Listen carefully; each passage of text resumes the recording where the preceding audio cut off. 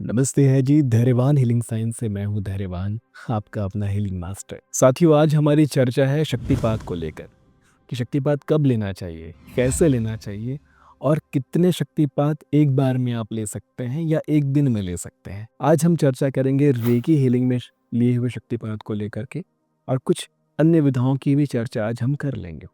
तो सबसे पहले आज जो चर्चा शुरू होगी रेकी हीलिंग की। रेकी हीलिंग में 4 स्तर होते हैं, 4 लेवल होते हैं। पहला, दूसरा, मास्टर और ग्रैंड मास्टर, जिसे हम इस ऐसे बुलाते हैं first level, second level, third level and fourth level. ये इस तरह से आम जुबान में बोला जाता है। First level, second level, master level और ग्रैंड मास्टर लेवल। ये जब आप आगे से सीखते हैं तो आपको समझ में आता है और आपकी जुबान में भी यही बैठता है। रेकी के पहले लेवल पे चौकोरे और सेहिकी का सिंबल दिया जाता है, या यूं कहें चौकोरे और सेहिकी का शक्तिपात दिया जाता है। अट्यूनमेंट भी कहते हैं इसे। तो एक दिन में 2 सिंबल शक्तिपात ली जा सकती है, बिल्कुल ली जा सकती है। लेकिन क्या एक दिन में 2 लेवल का शक्तिपात लिया जा सकता है?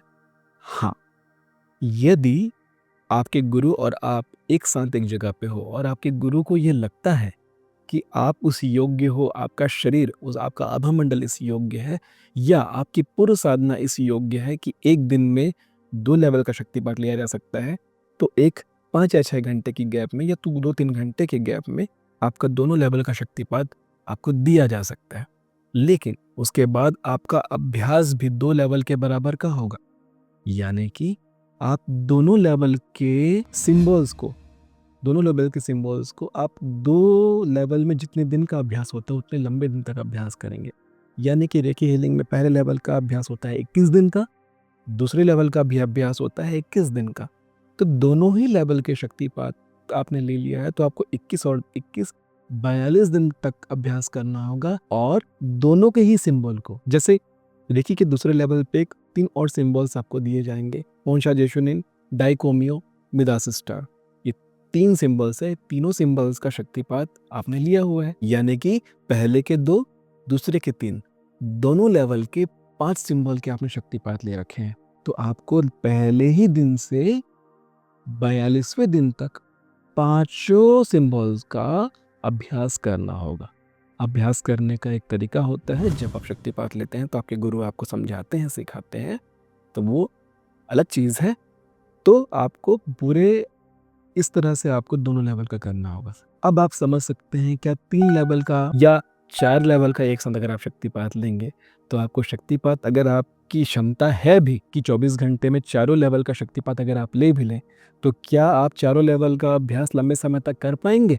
ये सोचने का विषय है। क्योंकि बहुत बार ऐसा होता है बेटा जी, आप में से बहुत लोग चाहते हैं, क्योंकि बहुत दूर दूर कई बार ऐसा होता है कि आप अपने गुरु से ऑफलाइन शक्तिपात लेना चाहते हैं, यानी कि मिलकर शक्तिपात लेना चाहते हैं। बहुत बार ऐसा होता है कि कहीं हमारा वर्कशॉप हो रहा है, या कहीं हमारा सेमिनार हो रहा है, या कहीं हमारा शिविर हो रहा है, कैंप हो रहा है, तो आप आते हैं और आप में से बहुत लोग ये सोचकर आते हैं या ये बात करना चाहते हैं या ये कहते हैं कि रेकी के सारे लेवल का शक्तिपात हम गुरुजी से एक दिन में लेकर चले जाएंगे, या 2-3 दिन जो भी रुके उसमें लेकर चले जाएंगे। तो ये बहुत बड़ा गलत है बेटा कि एक साथ चारों लेवल का शक्तिपात ना लिया जाए, चाहे कितने भी लंबे साधक हों, एक एक करके लें। भले चारों लेवल को आपको ग्रहण करने में साल भर का समय लग जाए, लेकिन धीरे धीरे लें। शक्तिपात आपके आभा मंडल से बह जाता है, बाहर निकल जाता है। समझ में आ रहा है? फिर आप इस भ्रम में रहते हैं कि आपने शक्तिपात लिया था, लेकिन अब तकलीफ ये भी है कि आपके हाथों में वो ऊर्जा, उस लेवल की ऊर्जा फील नहीं हो पा रही है, और फिर आप बहुत लंबा समय आपको अभ्यास करने में चला गया, सोचने समझने में चला गया, डायग्नोज करने में चला गया कि क्या हुआ। ऐसे कई केसेस हैं मेरे पास, ऐसे कई लोगों को मैं जानता हूँ जिनसे ये गलती हुई और 2-2.5 साल तक उनको समझने में लग गया कि क्या हुआ था। हालांकि ऊर्जा फूट ही जाती है कभी ना कभी, लेकिन इतना लंबा क्यों जाए। बिल्कुल ऐसे ही रेकी हीलिंग के अलावा और भी विधाएं हैं, जैसे कि लामा फेरा, प्राणिक हीलिंग, क्रिस्टल हीलिंग, वैदिक हीलिंग, बहुत सारी विधाएं हैं। तो क्या सबका शक्तिपात ऐसे लिया जा सकता है, सारे लेवल्स का? बिल्कुल नहीं। बहुत लोग ऐसे होते हैं जो टैरो कार्ड हीलिंग सीख रहे हैं, साथ में मनी रेकी हीलिंग सीख रहे हैं, दोनों का एक दिन शक्तिपात लेना चाहते हैं, एक दिन में ले लेते हैं। कुछ ऐसे लोग हैं जो दे देते हैं, मैंने गुरु नहीं कहा, बिल्कुल नहीं। ऐसे जो कर रहे हैं उनको मैं लोग कह कर ही उन्हें संज्ञा दूंगा।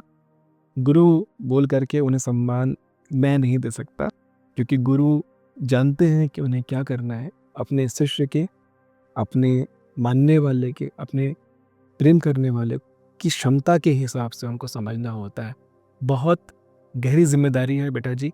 भले आप भी आने वाले समय में एक गुरु बनेंगे, एक हीलर से गुरु बनेंगे, तो आपको भी ये ध्यान रखना होगा कि आपकी बहुत बड़ी जिम्मेदारी है अपने शिष्यों के प्रति, आपके जो आपको बिलीव करते हैं, जो आपको को फॉलो करते हैं, उनके प्रति आपकी एक जिम्मेदारी है।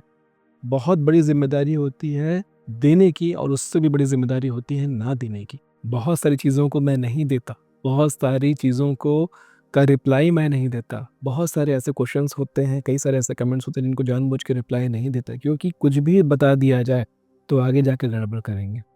बहुत सारे रिलेशनशिप के ऐसी हीलिंग के केसेस आते हैं जिसको मैं जानबूझ के उनकी हीलिंग नहीं करता, उन्हें मना कर देता हूँ, क्योंकि मुझे मालूम है आज मैं इन्हें हील करके ये ठीक कर दूंगा तो कल और ज़्यादा बड़ी तकलीफ में ये फंसने वाले हैं। तो बहुत सारी चीज़ों को आपको समझना होगा, आपको जानना होगा। आप अपने ध्यान के अभ्यास से इन चीज़ों को अपने आप धीरे धीरे सीखते जाएंगे। हमेशा अपने परमात्मा को, अपने गुरु को सामने रख कर के ही कोई भी फैसला लेना, कोई भी डिसीजन लेना, समय लेकर के लेना। दूसरा एक और प्रश्न ये बनता है कि शक्तिपात कितने दिनों में लेना चाहिए। बिल्कुल अच्छी बात है। जैसे कि लेवल्स हैं, जैसा कि आपको मालूम है रेकी लेवल 1 का अभ्यास ही 21 दिन का होता है, तो सर्वोत्तम यही होगा कि पहले लेवल 1 का अभ्यास 21 दिन तक पूरा कर ले, उसके बाद आप शक्तिपात ले। अगर 20 दिन भी हुआ है और शक्तिपात का मौका मिल रहा है, मत लो। जैसे कि आप में से बहुत लोग मुझसे रेकी हीलिंग सीख रहे हैं या बहुत सारी विधाओं को सीख रहे हैं, तो हर गुरुवार को मैं शक्तिपात देता हूँ। तो बहुत लोग ये गलती कर बैठते हैं कि मेरा 18 दिन हो गया है, इस गुरुवार का मैं शक्तिपात ले लेता हूँ या ले लेती हूँ, फिर मैं अगली विधा को शुरू कर लूंगी। नहीं, भले आपका 18 दिन हो गया है, लेकिन 21 दिन होने का इंतजार कीजिए, अगले गुरुवार को ले लीजिए, कोई दिक्कत नहीं है। फिर ये सवाल आता है कि शक्तिपात 21 दिन का तो मेरा साधना पूरा हो चुका है, प्रैक्टिस पूरा हो चुका है, तो अब मैं 3-4 दिन क्या करूं? अरे बेटा जी, सोचो ना कि अगर 4 के 4 लेवल का भी शक्तिपात पूरा हो जाएगा तो भी क्या खाली बैठ जाओगे?